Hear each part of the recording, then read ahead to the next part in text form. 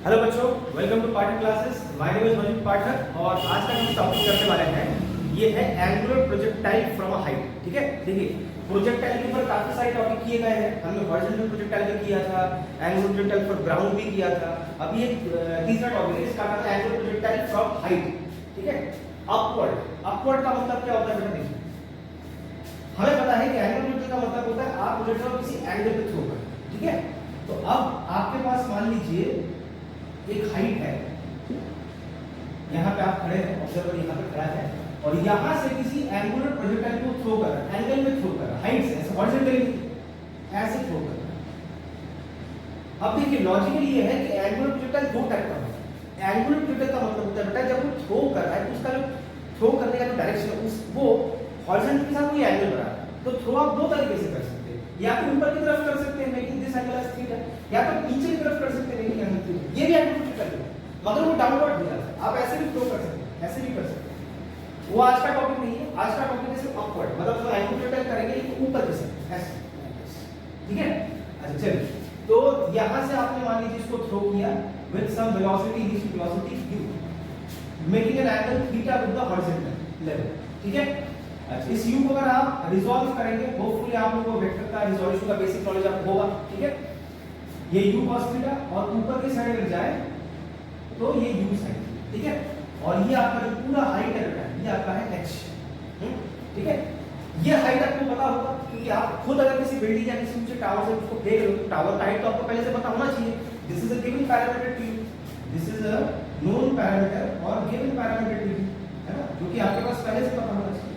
अब प्रोजेक्टाइल के जो टॉपिक्स हम करने वाले हैं, ये वाला टॉपिक करने वाले हैं, ये बेसिकली मोशन अंडर ग्रेविटी का ही टॉपिक है। ग्रेविटी का ही असर पड़ेगी मोशन अंडर ग्रेविटी, मगर इन टू डायमेंशन 2D। ठीक है, इसको करने से पहले कुछ साइन कन्वेंशन निर्धारित कर लेते हैं कि ऊपर का नीचे का क्या लिखना। मैंने बेटा पहले आपको बोला है पिछली वीडियोस में कि बेटा साइन कन्वेंशन आप चाहे कुछ भी ले लो, उससे कोई अंतर नहीं आने वाला। आप अगर कुछ और साइन कन्वेंशन ले रहे हो, मैं कुछ और ले रहा हूं, उससे फाइनल आंसर में कोई चेंज नहीं आने वाला। आपका मेरा सबका आंसर एक ही है। फिर भी अपनी सुविधा के लिए मान लेते हैं कि मैं ऊपर का साइन कन्वेंशन प्लस लेता हूं, नीचे का माइनस। ठीक है, horizontal is not that much bothered, अगर आप लेना चाहते हो तो ले सकते हो, बट हमें हॉरिजॉन्टल की कोई ज्यादा कंसर्न नहीं है, हमें वर्टिकल ओनली कंसर्न है क्योंकि मोशन अंडर ग्रेविटी का टॉपिक है ना, तो vertical is concern not horizontal. अच्छा अब देखिए इसमें हम स्टडी क्या क्या करेंगे। देखिए वही बेसिक जो चीजें होती है, हम आपका जो पार्टिकल ऐसे घूम रहा है, यहां से ऐसे आपने थ्रो किया, ये आके यहां पे गया, इसका ट्रैजेक्टरी स्टडी करेंगे। ट्रैजेक्टरी मतलब इसका पाथ पे स्टडी करेंगे। कैसे स्टडी करेंगे? हम एक इक्वेशन निकालेंगे इस पाथवे का और वो इक्वेशन में बताएगा कि कौन से टाइप का पाथवे फॉलो कर रहा है। Is it following a straight line और अ सर्कुलर पाथवे और अ पैराबोलिक पाथवे, उसी से पता चल जाएगा। ठीक है, फिर हम निकालेंगे मैक्सिमम हाइट। अच्छा यहां पे सवाल आता है सर हाइट निकालने की क्या जरूरत है, हाइट तो पता है। नहीं बेटा इस हाइट की बात नहीं कर रहे आप। जब यहां ये हाइट तो आपको पता है, वो हाइट आपको पता है, लेकिन जब आप यहां से थ्रो कर रहे हो, ये भी इसका हाइट है, इसका नाम कुछ h कैपिटल H ले लेते हैं, मैक्सिमम हाइट, ये भी इसका हाइट है। अब ये कितना जा रही है मुझे थोड़ी पता है, तो मैं ऐसे थ्रो करूंगा तो यहां तक जाएगा, तो और ऊपर से थ्रो करूंगा तो और ऊपर जाएगा। अब ये कितनी ऊंचाई तक जाएगा मुझे नहीं पता, तो मुझे ये चीज अलग से निकालना पड़ेगा। निकाल के फिर उसको इस h के साथ ऐड कर देना पड़ेगा, क्योंकि अल्टीमेटली तो ग्राउंड से ही नापना है ना। यहां से ये चीज निकाल के फिर इस h के साथ जो कि आपका सिंबॉलिक ऐड कर दोगे तो आपको टोटल हाइट मिल जाएगा ग्राउंड से। फिलहाल अगर आप मान लो इसको, अगर आप अपना ओरिजिन मान लो, लेट्स जस्ट से आप इसको अपना ओरिजिन मान लो। ठीक है, we are treating this as origin. ठीक है, कोई बात नहीं, फिर अल्टीमेटली तो आपको ग्राउंड से ही नापना है, अल्टीमेटली आपको ग्राउंड से ही नापना है। इस h के साथ जो हम निकालेंगे, दिस इज अननोन पैरामीटर बेटा, दिस इज अननोन, ये अननोन पैरामीटर है, ये आपको नहीं पता, ये निकालना पड़ेगा, इसके साथ इसको ऐड कर। फिर क्या निकालेंगे बेटा? फिर निकालेंगे रेंज कि यहां से यहां तक कितना रेंज कवर कर रहा है, और फिर निकालेंगे किसी रैंडम टाइम इंटरवल पे इसका वेलोसिटी कितना। देखिए ये जो टॉपिक है बेटा, हमने जब एंगुलर प्रोजेक्टाइल को ग्राउंड से स्टडी किया था उसके साथ काफी हद तक रिसेंबल करता है, काफी हद तक। जैसे x max निकालने का तरीका, वेलोसिटी निकालने का तरीका, रेंज निकालने का तरीका, टाइम ऑफ फ्लाइट निकालने का तरीका, यहां से यहां तक आने में कितना टाइम लगेगा, काफी हद तक एक जैसे ही है। तो आपको काफी सारे रिलेशंस एक जैसे देखने को मिलेंगे। ठीक है, तो चलिए without wasting any time before the start करते हैं। सपोज कीजिए इस पॉइंट का नाम आपने O ले लिया, इस पॉइंट का नाम A ले लिया, इस पॉइंट का नाम B ले लिया, इस पॉइंट का नाम C ले लिया, इस पॉइंट का नाम D ले लिया। सबसे पहले हम पढ़ेंगे बेटा trajectory of the projectile, projectile कैसा पैटर्न फॉलो कर रहा है। उसके लिए बेटा हम कौन सा लॉजिक लगाएं? सपोज कीजिए कि हम पहले s is equal to ut plus half at square वाला इक्वेशन यूज करें, ठीक है बेटा। s माने क्या होता है बेटा? डिस्प्लेसमेंट। मगर जस्ट बिकॉज़ हम 2D में स्टडी कर रहे हैं तो यहाँ पे x कोऑर्डिनेट का भी अलग सीन बनेगा, y कोऑर्डिनेट का भी अलग सीन बनेगा, दोनों को एक साथ तो कर नहीं सकते, तो अलग अलग तोड़ तोड़ के करना पड़ेगा। पहले x पे स्टडी करते हैं, पहले हम x पे स्टडी करते हैं कि अलोंग x एक्सिस इसका क्या सीन बनेगा। अच्छा, और एक चीज आपको पता होगा, ये बेसिक चीज आपको पता होना चाहिए, प्रोजेक्टाइल के टॉपिक में बेटा हम हमेशा acceleration along the x axis को हमेशा 0 लेते हैं और acceleration along the y axis को हम स्मॉल g लेते हैं। अब या तो ये प्लस होगा या तो ये माइनस होगा, depending upon the sign convention that I have taken, क्योंकि बेटा स्मॉल g हमेशा नीचे की तरफ रहता है और नीचे का डायरेक्शन मैंने ले रखा है माइनस, उसके अकॉर्डिंगली आज का जो टॉपिक है इसमें इसको हम क्या लेंगे? माइनस। अगर आपने नीचे का साइन कन्वेंशन प्लस लिया होता, ऊपर का माइनस लिया होता, फिर आपका स्मॉल g प्लस में आ जाता है, क्योंकि g नीचे की तरफ लगता है और नीचे का डायरेक्शन प्लस ले रखा है तो वो प्लस आ जाता है। फिलहाल मैंने माइनस ले रखा है तो मेरे अकॉर्डिंगली माइनस है, ठीक है। ax जो होता है हॉरिजॉन्टल डायरेक्शन में जो आपका एक्सेलेरेशन होता है वो आपका क्या होता है बेटा? 0 होता है और आपका ay होगा माइनस 0 होगा। ये सब बेसिक चीजें आपको पता होनी चाहिए। अच्छा, और एक चीज, आपका जो वेलोसिटी होता है ना बेटा, वेलोसिटी के दो कंपोनेंट होते हैं, एक होता है u cos theta, u sin theta. अब जस्ट बिकॉज़ उसका हॉरिजॉन्टल डायरेक्शन में कोई एक्सेलरेशन नहीं है, एक्सेलरेशन का मतलब बेटा क्या होता है? वेलोसिटी का चेंज होना, rate of change of velocity is called acceleration. तो अगर ax आपका 0 है उसका मतलब आपके वेलोसिटी का जो हॉरिजॉन्टल कंपोनेंट है इसके अंदर किसी किस्म का बदलाव नहीं आएगा, क्योंकि इस दिशा में आपका एक्सेलरेशन क्या है? 0 है। इसका मतलब all through out the motion, all through out the motion आपके वेलोसिटी का जो हॉरिजॉन्टल कंपोनेंट है वो स्टार्टिंग से लेके एंड तक आपका u cos थीटा ही रहेगा, और आपका जो वर्टिकल वाला कंपोनेंट है वो धीरे धीरे जब टॉप पे जाएगा तो कम हो जाएगा, बिल्कुल टॉप पे जाएगा तो 0 हो जाएगा, फिर जैसे जैसे नीचे आएगा फिर इसका वैल्यू बढ़ता जाएगा। तो ये जो आपका y वाला कंपोनेंट है ये आपका चेंज होता रहता है, हाइट के साथ घटता है, फिर जब नीचे आता है तो वो फिर बढ़ने लग जाता है। मगर आपका जो हॉरिजॉन्टल कंपोनेंट है वो वहीं पे फिक्स रह जाता है, क्योंकि उसका a 0 है, हॉरिजॉन्टल दिशा में उसका कोई एक्सेलरेशन नहीं है, ठीक है। ये कुछ बेसिक चीज है, मैंने आपको याद दिला दी, होपफुली आपको याद होना भी चाहिए। चलिए पहले हम x के अलॉन्ग स्टडी करते हैं, ux यहां पे sx लिख दीजिए, ux लिख दीजिए, ax लिख दीजिए। अब क्या क्या हम करेंगे देखिए बेटा, sx का मतलब क्या होता है बेटा? x minus x not, final position minus initial position. ux को आप क्या लिख सकते हो बेटा? u cos theta. और मान लीजिए आप एक किसी पर्टिकुलर टाइम इंटरवल में आप इसको स्टडी कर रहे हैं, मान लीजिए पर्टिकुलर टाइम इंटरवल है t, ठीक है। यहाँ पे आप इसको स्टडी कर रहे हैं, मान लीजिए इसका क्वाड्रेंट है x, ठीक है। आप मान लीजिए at any particular time interval, at any particular time instant t पे इसको स्टडी कर रहे हैं। मान लीजिए पर्टिकुलर टाइम इंस्टेंट t पे पार्टिकल भी आपका यहाँ पे प्रोजेक्ट है, आपका यहाँ पे उसका क्वाड्रेंट है x, y, ठीक है। तो इसका टाइम ले लेते हैं t। अच्छा, ax की वैल्यू बेटा क्या होगी? अभी मैंने बोला प्रोजेक्टाइल के सारे टॉपिक में x को हम 0 मान के चलते हैं यूजुअली, फिर ये 0 हो जाएगा। अच्छा, x नॉट को क्या डालेंगे बेटा? x नॉट y नॉट का मतलब ये चीज होता है जो कि आपका ओरिजिन है, तो x नॉट y नॉट तो मैंने 0 0 ले रखा है, तो आपका x नॉट क्या हो जाएगा? 0 हो जाएगा। और x को x ही रख देते हैं, x माने ये जो डिस्टेंस को कवर कर रहा है, x y ले रखा है, ये आपका y है, ये आपका x है, ये x डिस्टेंस एक रैंडम डिस्टेंस है, एक रैंडम पॉइंट पे, तो इसको x नॉट को आप 0 कर दीजिए, यहाँ पे आपका रह गया u cos थीटा t। उस लॉजिक से आपका t का बेटा वैल्यू क्या आ गया? x upon u cos theta. मतलब जब पार्टिकल इस जगह पे है उसका रैंडम टाइम कितना है, टाइम स्पेंड कितना है, इतना है। इसको इक्वेशन नंबर 1 है, ठीक है भाई। अब मैं इसी मोशन को अलोंग y एक्सिस स्टडी करूंगा। मैं बोला था ना एक बार में स्टडी नहीं कर सकते, 2D में करना तो पहले x में स्टडी किया फिर y में स्टडी किया। अब y में हम दोबारा लगाएंगे s ut plus half at square, but हम y में कर रहे हैं तो यहाँ पे y लिखना चाहिए। अब इस sy को क्या लिखेंगे बेटा? y minus y not final position minus initial position. uy को क्या लिखेंगे बेटा? u sin theta.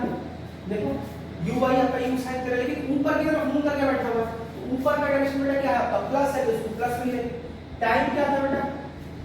t, और आपका ay क्या आएगा बेटा? माइनस g, और आपका टाइम t। अब ध्यान से आपको देखो बेटा, पार्टिकल जब यहाँ पे आया उसको चाहे मैं x से स्टडी करूं कि y से स्टडी करूं, पार्टिकल तो वहीं पे है।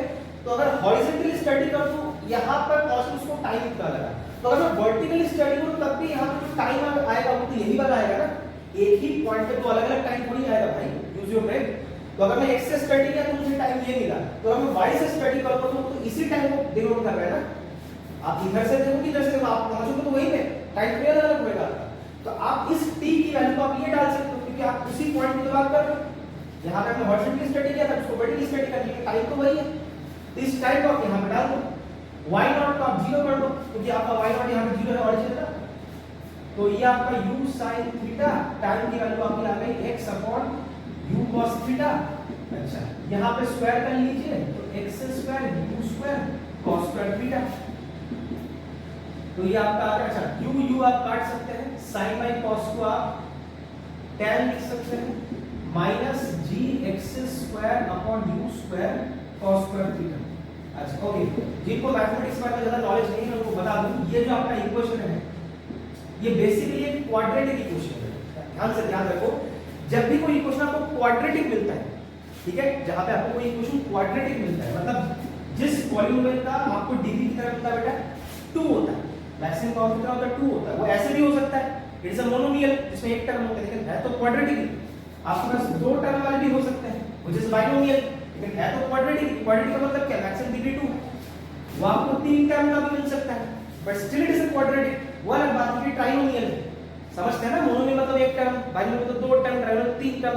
उससे क्या फर्क पड़ता है, मैक्सिमम पावर क्या है यहाँ पे 2। तो मैक्सिमम पावर अगर आपका 2 है वेरिएबल का तो क्वाड्रेटिक ही कहलाएगा।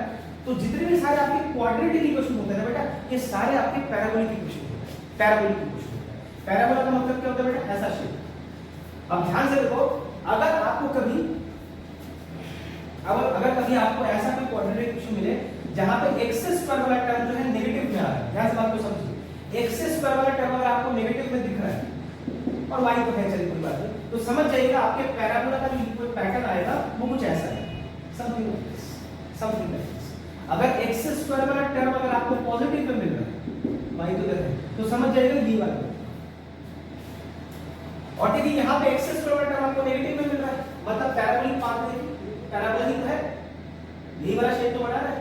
तो आप यहाँ पे कुछ ना कुछ नहीं दिमाग लगाना, आप बस लिखेंगे this is the equation of a parabola, so the projectile follows a parabolic path. ठीक है, आपका जो प्रोजेक्टाइल है वो क्या कर रहा है बेटा, पैराबोलिक पाथ पे फॉलो कर रहा है। चलिए, ये आपकी ट्रैजेक्टरी का इक्वेशन है और ट्रैजेक्टरी की इक्वेशन से पता चलता है कि हमारा जो पाथ है प्रोजेक्टाइल का वो क्या आएगा, पैराबोला। तो हमने पहला निकाल लिया, इसका ट्रैजेक्टरी की स्टडी करनी है। अब इसके बाद हम करेंगे इसका टाइम ऑफ फ्लाइट निकालेंगे कि यहां से लेके यहां तक ग्राउंड तक टच कर रहे हैं, इसको कितना टाइम लगेगा, टाइम ऑफ फ्लाइट। इसको कैपिटल टी से डिनोट किया है। Total time taken, total time taken to move from O से लेके C तक, फ्रॉम O टू C। कैसे करेंगे देखो, अगेन मैं S = UT plus half it इसको लगाऊंगा। पहली बात तो बेटा प्रोजेक्ट का जो टॉपिक है इसमें S = UT plus half it इसका बहुत फ्रीक्वेंटली यूज होता है। कभी आपको उसको x के लॉजिक से स्टडी करना है, x के एक्सिस में स्टडी करना है, कभी y के एक्सिस में स्टडी करना है, लेकिन करना पड़ता है S = UT plus half it इसको। ये बहुत फ्रीक्वेंटली यूज होता है। तो दोबारा मैं क्या करूंगा बेटा, S = UT plus half AD square वाला इक्वेशन यूज करूंगा। लेकिन या तो मुझे इसको x में स्टडी करना है तो y में स्टडी करना है, कौन सा करना आपको बेहतर लगेगा, आप खुद सोचिए। बॉडी ऊपर से फिर नीचे आ रही है, तो अगर यहाँ पे वर्टिकल मोशन ज्यादा यहाँ पे रेलेवेंट है, आप खुद सोचिए, ऊपर से नीचे आ रहा है, यहाँ पे वर्टिकल मोशन ज्यादा रेलेवेंट है। हॉरिजॉन्टल करके क्या करूंगा, ऊपर से नीचे आ रहा है, तो इसको अगर मैं वर्टिकली स्टडी करूं ये ज्यादा कन्वीनियंट है। ठीक है, अब देखिए ये जो SY होता है ना बेटा, हमेशा याद रखो, ये काफी बच्चों को लगता है सर ये डिस्टेंस है कि डिस्प्लेसमेंट, ये बहुत कॉमन कंफ्यूजन है। मैं हमेशा कहता हूं बेटा ये डिस्प्लेसमेंट है। डिस्प्लेसमेंट जो होता है ना बेटा वो हमेशा final position minus initial position के बीच का गैप है। डिस्टेंस होता है लंबा रास्ता, डिस्प्लेसमेंट होता है final position minus initial position के बीच का गैप। जैसे मान लो आप यहां पे हो, यहां पे, आप यहां से यहां चले गए, ये आपका डिस्टेंस है, लेकिन ये आपका क्या है, displacement. Final position minus initial position का गैप, सबट्रैक्शन। या तो अगर आप वर्टिकली स्टडी कर रहे हो, final level minus initial level, दो लेवल के बीच का गैप, उसको हम बोलते हैं डिस्प्लेसमेंट। वर्टिकली हम ऐसे ही देखते हैं। तो उस हिसाब से देखिए, अगर मान लीजिए आपको स्टडी को टाइम ऑफ फ्लाइट निकालना है, यहां से लेकर यहां तक स्टडी कर रहे हो, तो ये आपका इनिशियल लेवल है, ये आपका फाइनल लेवल है। इन दोनों लेवल के बीच का डिस्प्लेसमेंट कितना, खुद एच है कि नहीं है, वो देखिए। तो आपका जो यहाँ पे एस वाई उसको मैं क्या लिख सकता हूँ, एच डिस्प्लेसमेंट, मगर इसको मैं माइनस एच लिखूंगा। क्यों बेटा? क्योंकि ये नीचे की तरफ है। Displacement is a vector quantity, displacement is a vector quantity, उसके लिए डायरेक्शन मैटर करता है। तो अल्टीमेटली वो नीचे की तरफ ही गया बेटा, देखो यहाँ से यहाँ तक नीचे की तरफ गया, नीचे डायरेक्शन क्या है, माइनस है, तो मुझे साइन कन्वेंशन के साथ लेना पड़ेगा। u बाई बेटा क्या है, u sin थीटा, प्लस में लूंगा कि माइनस में, u sin थीटा ऊपर की साइड है तो प्लस में लेना है। और स्मॉल t को क्या लेना बेटा, कैपिटल T, क्योंकि आप यहाँ से यहाँ तक के टाइम को स्टडी करो तो आपको टोटल टाइम ऑफ फ्लाइट डालना है। अच्छा, टाइम ऑफ फ्लाइट को प्लस में डालें कि माइनस में डालें? अरे भाई जब तक टाइम ऑफ फ्लाइट तुम्हारा स्केलर क्वांटिटी होता है, time is a scalar quantity, उसमें क्या है डायरेक्शन, उसमें क्यों आप साइन कन्वेंशन डालोगे? टाइम में कभी साइन कन्वेंशन नहीं लगता भाई, वो स्केलर क्वांटिटी होता है। अच्छा, a y को क्या लेना है, हमारे साइन कन्वेंशन के अकॉर्डिंग मैंने पहले बोला था आपको माइनस g लेना है। अगर आपने नीचे का प्लस दिया फिर आपका प्लस g आता और यहाँ पे t स्क्वायर। अब खुद देखिए, अगर मैंने साइन कन्वेंशन को उल्टा लिया होता, नीचे प्लस ऊपर माइनस नहीं होता, तो इस इक्वेशन में क्या अंतर आ जाता? ये चीज प्लस में आता, ये चीज माइनस में आता, ये चीज प्लस में आता। बात तो घुमा फिरा के एक ही हुआ। अगर मैं इस माइनस को वहां पे भेज दूं, सारा सीन तो वैसे ही बन जाएगा, ये चीज प्लस हो जाएगा, ये चीज माइनस हो जाएगा, वो चीज प्लस हो जाएगा। तो आप इस बात को समझ रहे हैं कि साइन कन्वेंशन चाहे कैसा भी घूम फिर के बात एक ही होती है, आपका आंसर मेरा आंसर एक ही आएगा, चाहे आपने कुछ अलग ले रखा हो, मैंने कुछ अलग ले रखा हो, अल्टीमेट आंसर वही आएगा जो आना होगा। अब आपका यहाँ पे बेटा सॉल्व क्या करना है आपको, capital T is a variable that you are supposed to solve, h theta u g ये सब आपको गिवन ही होगा, कैसे सॉल्व करेंगे? यहाँ पे एलसीएम ले लीजिए, यहाँ पे 2u sin theta t minus g t square, 2 को यहाँ पे भेज दीजिए, इन दोनों को यहाँ पे लेके आ जाइए, gt square minus 2u sin theta t minus 2h। अब ध्यान से देखिए बेटा, अगर आपको t को सॉर्ट आउट करना है तो it is following a quadratic equation. देखिए t स्क्वायर यहाँ पे t या यहाँ पे बिना t का एक कांस्टेंट है, t एंटायरली क्या है, क्वाड्रेटिक इक्वेशन है। क्वाड्रेटिक इक्वेशन कैसे सॉल्व करते हैं, ध्यान से देखिए। क्वाड्रेटिक इक्वेशन ये वाला पार्ट क्या है आपका a है, ये वाला पार्ट आपका क्या है b है, ये वाला पार्ट क्या है आपका c है, होता है ना, ax square plus bx plus c। यहाँ पे x नहीं है, टाइम यहाँ पे t है, t इज द वेरिएबल, तो at square plus bt plus c। तो आप क्वाड्रेटिक फॉर्मूला लगा दीजिए, क्वाड्रेटिक फॉर्मूला क्या होता है, minus b plus minus root over b square minus 4ac upon 2a, क्योंकि मिडिल टर्म से इसको सॉल्व कर नहीं सकते, नंबर नहीं पता कैसे करोगे, तो आप यहाँ पे लगा लो माइनस b ऑलरेडी माइनस में है तो माइनस माइनस प्लस हो जाएगा, plus minus root over b square, इसका स्क्वायर कीजिए 4u square sin square theta minus 4ac, 4a कितना है बेटा g, c कितना है minus 2h, minus minus plus हो जाएगा, तो 4g2h मिला के कितना आ गया आपका 8gh अपॉन 2a, ये कितना है आपका g। अब इसको आपको सॉल्व करना है, मतलब अभी तो मेरे पास वैल्यूज है नहीं, जब आपके पास क्वेश्चंस होंगे तो उसमें ये सब वैल्यू डाल देना, आपको सॉल्व करना है। अब यहाँ पे x लिखना है, इसको ये आपका टाइम t है, इसको कैलकुलेट करना है, यहाँ पे वेरिएबल का टाइम t है। अब देखिए यहाँ पे एक बार प्लस वैल्यू लेना है, एक बार माइनस वैल्यू लेना है, तो आपको टाइम के दो वैल्यूज मिलेंगे, टू वैल्यूज। अब सर उसमें से लेना किसको है, सिंपल सा लॉजिक बेटा, अगर एक वैल्यू आपका नेगेटिव में आ रहा है, एक वैल्यू पॉजिटिव में आ रहा है, तो नेगेटिव वैल्यू को मत लेना, क्यों, टाइम का भी नेगेटिव नहीं होता, दैट इज स्केलर क्वांटिटी, ठीक है, तो जो प्लस वैल्यू आएगा उसको ले लेना। तो आपको इन सब वैल्यूज को यहाँ पे पुट करना है, करके आपको दो टाइम निकलेगा, एक बार प्लस करने से कुछ मिलेगा, एक माइनस करने से मिलेगा, जो वाला आपको नेगेटिव में मिल रहा है उसको मत लेना, जो आपको पॉजिटिव में मिलेगा सिर्फ उसी को लेना, ठीक है। अगर आपसे ये फार्मूला रटा नहीं जाता तो एटलीस्ट आप इस वाले पैटर्न को फॉलो कर सकते हैं कि यहाँ से करके यहाँ निकाल लीजिए, ज्यादा मुश्किल भी नहीं, इसको रटने की जरूरत क्या है, आप इस प्रोसेस को देख लीजिए कैसे निकालना होता है, इसका कैलकुलेशन क्या है, यहीं से बात को शुरू करनी है, this is how you have to put it the sign conventions, कर लोगे तो आपके आ जाएगा। और अगर आपसे रटा जाता है कॉम्पिटिटिव एग्जाम्स के लिए तो आप रट लीजिए, चलिए इसको नोट डाउन कर लीजिए, उसके बाद रेंज, वेलोसिटी और बाकी की सारी जो चीजें हैं उसको कैलकुलेट करें, इसको लिख लीजिए।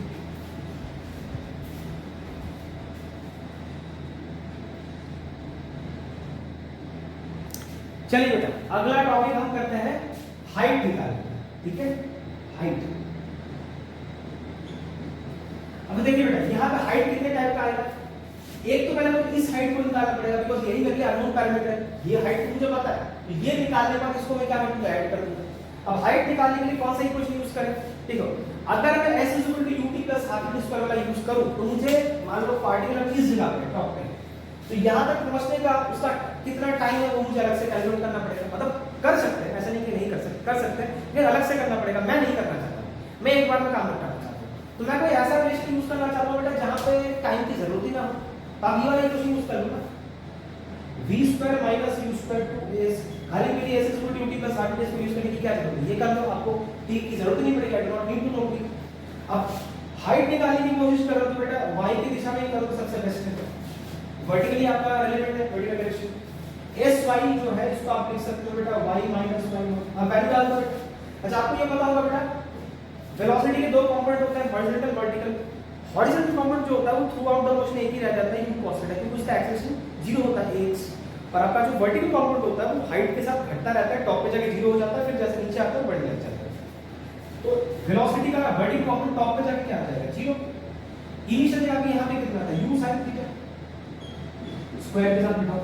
ay को बेटा हमें पता है इसको टॉपिक के अंदर ay आपका माइनस ही आएगा according to the sign convention, और y नॉट आपका 0 है, देखो ऑरिजिन पे, और y बेटा आपका क्या है h, ये हाइट प्लस में कि माइनस में बेटा ऊपर की तरफ जाएगा प्लस ही है, ये आपका आ गया बेटा minus u square sin square theta minus 2gh, minus minus आपका कट गया, h आपका आ गया u square sin square theta by 2g, ठीक है। ये आपका हाइट है ये वाला।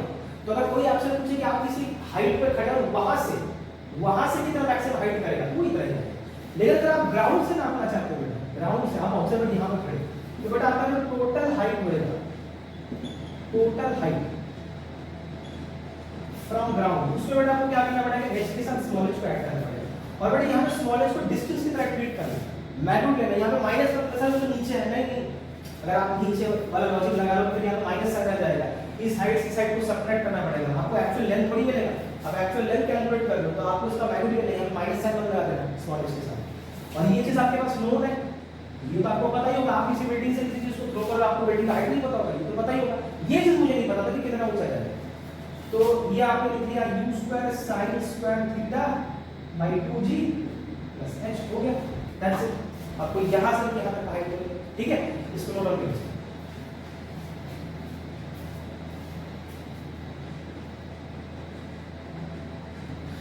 चलिए बेटा अगला टॉपिक पढ़ते हैं बेटा रेंज।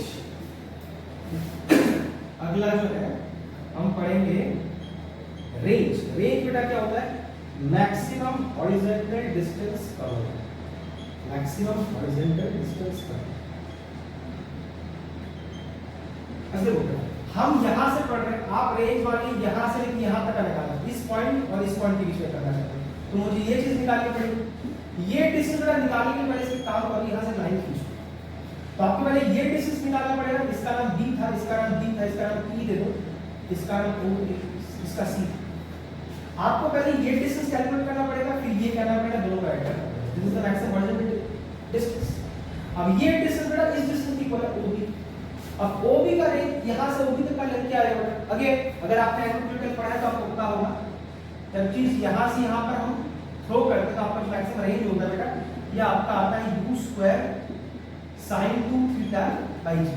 अगेन अगर आपको नहीं पता है तो आपको करके दिखा देता हूं, लेकिन इस रेंज को निकालने के लिए, इस डिस्टेंस को निकालने के लिए, अगर जैसे लास्ट टाइम हाइट को निकाला था बिना टाइम को यूज करने के लिए v square minus u square logic लगाया था, यहां तो मत लगाइए, प्रॉब्लम कर जाएगा, क्योंकि अगर आपसे बेटा ये वाला लॉजिक लगा दिया ना दिक्कत कर जाएगा, यहां पे ये वाला फॉर्म, क्योंकि बेटा x तो आपका 0 होता है, vx और ux तो आपका सेम ही आएगा, मैंने क्या बोला था, वेलोसिटी का horizontal component all through the process, all through the motion एक ही रहता है u cos थीटा।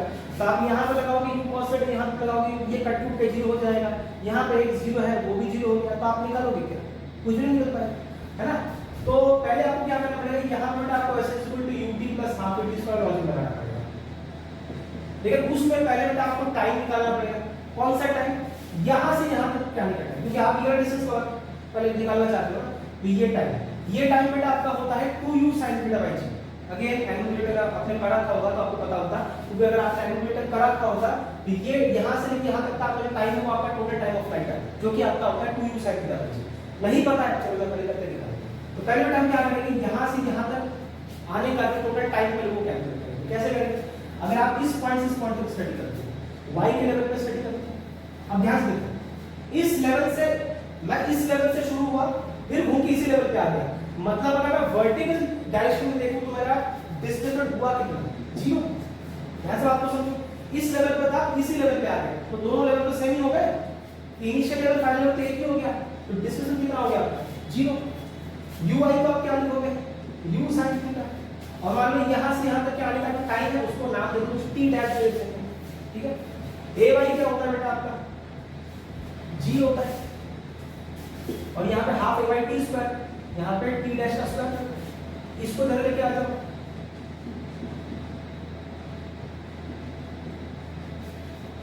एक t से एक t कट गया, 2 पर गया, g नीचे गया, तो t डैश आपका आ गया 2u sin theta by g। मतलब यहां से यहां तक आपको उसको टाइम कितना लग रहा है 2u sin theta by g। तो मैंने पहले ही बोला था जब ये बुलेट टायर आप पहले बुलेट टायर ग्राउंड से करते थे यही आपका टाइम ऑफ फ्लाइट आता है, क्योंकि उसके बाद तब नीचे जाते हैं ना, क्योंकि ग्राउंड पे यहीं पे खत्म हो जाता था। अगर आप जमीन पे बैठ के ये करते यही पे आपका ग्राउंड खत्म हो जाता, यही आता आपको, ठीक है। अगर आपको याद नहीं है मैंने करके दिखा दिया। अब निकालेंगे रेंज। रेंज के लिए बेटा फिर से वही फॉर्मूला यूज करेंगे, फिर से वही फॉर्मूला यूज करेंगे, मगर इस बार एक्स में। तो बेटा हॉरिजॉन्टल रेंज निकालो ना, हॉरिजॉन्टल यहां पे हॉरिजॉन्टल डायरेक्शन में लगेगा। एसएक्स को क्या लिखोगे बेटा, अब यहां से यहां तक जा रहे हो, हॉरिजॉन्टल लेवल पे आपने कितना डिस्टेंस दिया r। ux बेटा हमेशा क्या होता है u cos थीटा। टाइम कौन सा टाइम बेटा, टाइम कौन सा टाइम t डैश, यहां से यहां तक आने का टाइम t डैश, और वो मैंने निकाल के रखा हुआ कितना था 2u sin theta by g। अब u आपका u स्क्वायर हो जाएगा। अगर आपको थोड़ा ट्रिग्नोमेट्री का आईडिया है तो आपको पता होगा 2 sin थीटा cos थीटा आपका होता है sin 2 थीटा by g। लीजिए ये आपका आ गया रेंज, मतलब नॉट द एग्जैक्ट रेंज, पूरा ये वाला रेंज नहीं है, इतना सा। इसका नाम आप कुछ ओ बी भी लिख सकते हो, you can call it O B, और यही ओ बी आपके डी ई के भी इक्वल है। इस ओ बी को आप आगे जाके डी ई भी लिख सकते हो। तो मतलब कहीं ना कहीं आपको ओ बी मिल गया और फिर आपको डी भी मिल गया, तो सिमिलरिटी होने की। मुझे यहां से यहां तक डिस्टेंस निकालना है, डी ई मुझे मिल चुका, अब मुझे बस ई सी निकालना है। अब ई सी कैसे, चलो इसका कुछ आइडिया देखो बेटा। एंगल का एक लॉजिक होता है क्या, नेचर कुदरत जो है सिमेट्री को फॉलो करता है।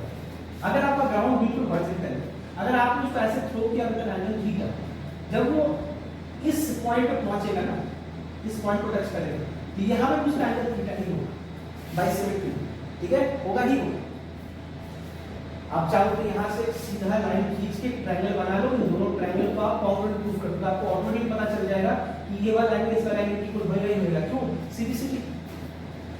तो उस लॉजिक से देखा जाए, अगर वो आपने यहाँ से थ्रो किया था इसका थीटा था, जब वो इधर आ रहा है तो यहाँ पे भी एंगल क्या आएगा, थीटा ही आएगा कि नहीं आएगा, थीटा आएगा कि नहीं आएगा, ठीक है। अब मान लीजिए यही लाइन आगे फॉरवर्ड हो रही है, तो ये एंगल भी तो आपका थीटा ही आएगा। मतलब क्यों, अरे भाई दिमाग लगाओ, यहाँ पे आया ये एंगल बना रहा है थीटा, तो यहाँ पे भी तो थीटा आएगा कॉरस्पॉन्डिंग एंगल। ध्यान से देखो, जब यहाँ पे टैंजेंट खींचता हूँ, ये टैंजेंट और ये टैंजेंट तो पैरेलल है, यहाँ पे अगर थीटा है तो यहाँ पे तो थीटा का कॉरस्पॉन्डिंग एंगल।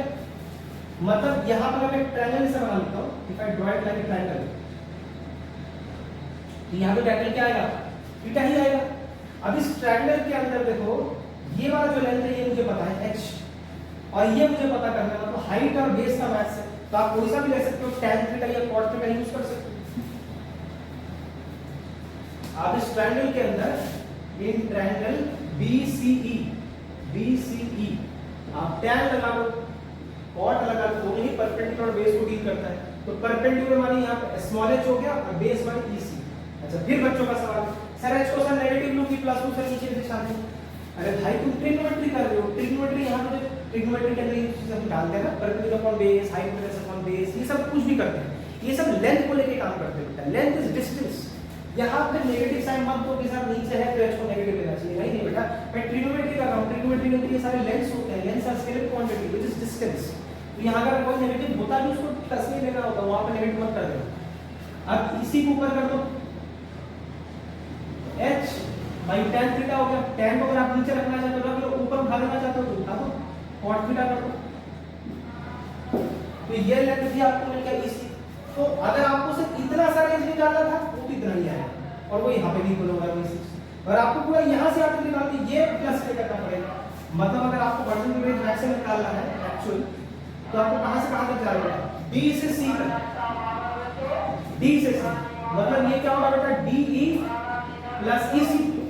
DE का लेंथ कितना आया बेटा आपका u square sin 2 theta by g, और EC कितना आ रहा है बेटा आपका कॉट थीटा, तो ये आपका आ गया पूरा रेंज जो कि डी से सी, ये आपका आ गया हॉरिजॉन्टल। ठीक है, तो हमने ट्रैजेक्टरी निकाल लिया, टाइम ऑफ फ्लाइट निकाल लिया, हाइट निकाल लिया, रेंज निकाल लिया। वैसे इतना टाइम मुझे नहीं लगता, मुझे पीछे की सारी कहानी आपको समझाना पड़ेगा। अगर आपको ये चीज याद हो तो मैं डायरेक्ट बस यही चीज निकाल कर उसके साथ उसको ऐड कर देता। चलो कोई बात नहीं, इसको नोट डाउन कर लीजिए। इसके बाद से यही चीज रह जाता है वो है वेलोसिटी, फिर वो बता देता हूं। ठीक है,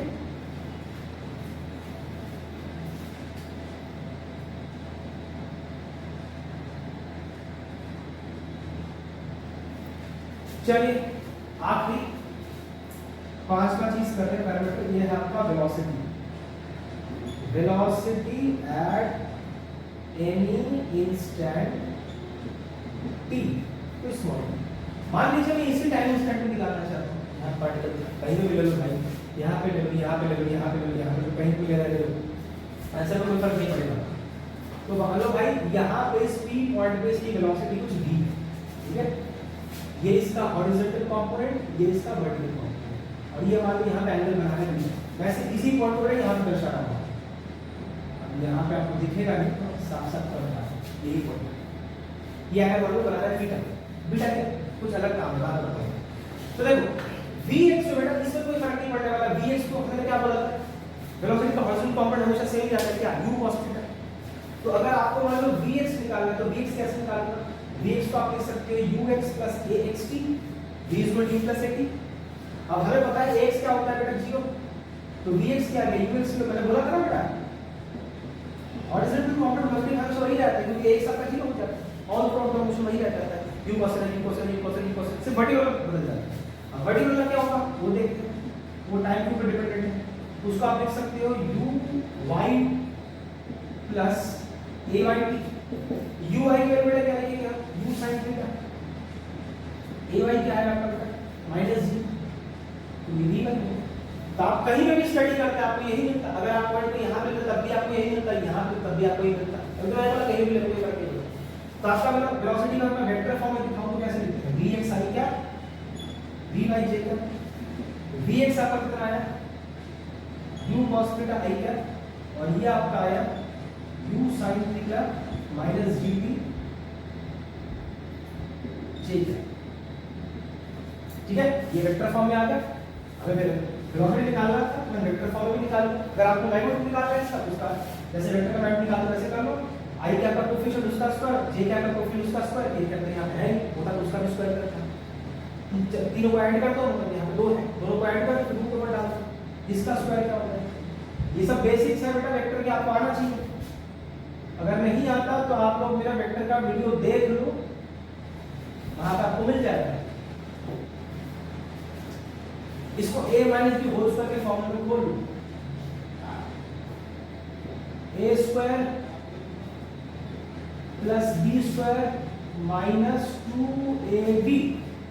अब ध्यान से देखो इन दोनों में से आप u स्क्वायर कॉमन निकालो,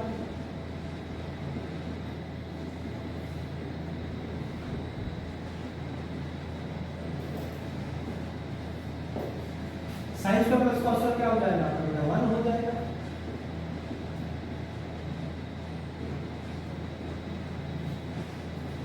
लीजिए ये आपके वेलोसिटी का वैल्यू है, मतलब आपका जो वेलोसिटी है बेटा टाइम के साथ चेंज होगा बिल्कुल होगा, लेकिन वो जो बदलाव होता है बेटा वो वेलोसिटी के vy कंपोनेंट के कारण, क्योंकि वेलोसिटी के अंदर दो कंपोनेंट है vx vy, vx में कोई बदलाव तो आ नहीं रहा तो फिक्स है u cos हट जाएगा, vy में फर्क आ रहा है t के चक्कर में, तो आपके नेट वेलोसिटी के अंदर जो वेलोसिटी चेंज आता है वो v के जो vy वाला कंपोनेंट है उसके कारण आता है, vx के कारण कुछ भी नहीं हो पाता क्योंकि vx हमेशा स्थिर रहता है। तो ओवरऑल देखा जाए चेंज आ रहा है लेकिन वो चेंज vy के कारण आ रहा है, vx के कारण। अब अगर मान लीजिए आपको इसका डायरेक्शन निकालना है, इस वेलोसिटी का क्या निकालना है बेटा, डायरेक्शन निकालना है, तो कैसे निकाले बेटा, डायरेक्शन बेटा आपको ये बीटा बनाना है, कैसे निकालें, अगर आप इस ट्रायंगल को देखोगे ये वाला vx है, ये vy है, यहाँ पे बीटा है, आप इस पर tan लगा लो, tan बीटा क्या आ जाएगा vy और vx, इसका मॉड ही लेना होता है बेटा, लेंथ कर लो ना ये ट्रिग्नोमेट्री में जो हम लगाते हैं सारा लेंथ होता है, तो इनके साथ कभी नेगेटिव आ भी जाता है कहीं पे कुछ अगर दिख जाए तो उसका मॉड ही लेना, मतलब पॉजिटिव पार्ट ही लेना। vy की वैल्यू कितनी थी बेटा, मैंने बस देखा जाए तो u sin theta minus gt और ये कितना बेटा u cos थीटा। तो ये चीज आपका आ गया बेटा tan बीटा। अब अगर मान लीजिए कोई तुम्हें रेगुलर वैल्यू मिल जाए, नॉन रेगुलर वैल्यू मिल जाए, जैसे 1/3 0 नॉट डिफाइंड, इन सब चीजों में मुझे पता होता है क्या होता है टाइम का। जब कूट पटाख में नंबर आ जाए 11/3 47/56, इनका कुछ नहीं पता होगा ना, तो आप tan को उधर भेज के इनवर्स में छोड़ u sin theta minus gt by u cos theta. ये वैल्यू आपको एग्जाम में गिवन दे देगा। अगर इन केस गिवन नहीं दे रखा और आपके पास कैलकुलेटर भी नहीं है कैलकुलेट करने के लिए, you just leave it like that, कोई आपका मार्क्स नहीं कटेगा। ठीक है, चलिए इसको नोट डाउन कर लीजिए। इस एंगल से आपको इसका डायरेक्शन पता चल जाता है। क्यों? क्योंकि एंगल ही बताता है इसका मुंह किधर के साइड है, ऐसा है कि ऐसा है कि ऐसा है कि ऐसा है। Just by knowing the angle I know इसका ओरिएंटेशन कैसा है। ओके, तो हमने निकाल लिया trajectory, height, range, time of flight और वेलोसिटी, बस यही है और कुछ है नहीं। मेनली इसको निकालने को आपको टाइम ऑफ फ्लाइट और हाइट और रेंज ही आता है ज्यादातर टाइम। इसके ऊपर जो क्वेश्चंस बनते हैं मोस्टली टाइम ऑफ फ्लाइट के क्वेश्चंस बनते हैं, तो फिर भी ये चीज में कभी आ सकता है। तो चलिए इसको नोट डाउन कर लीजिए।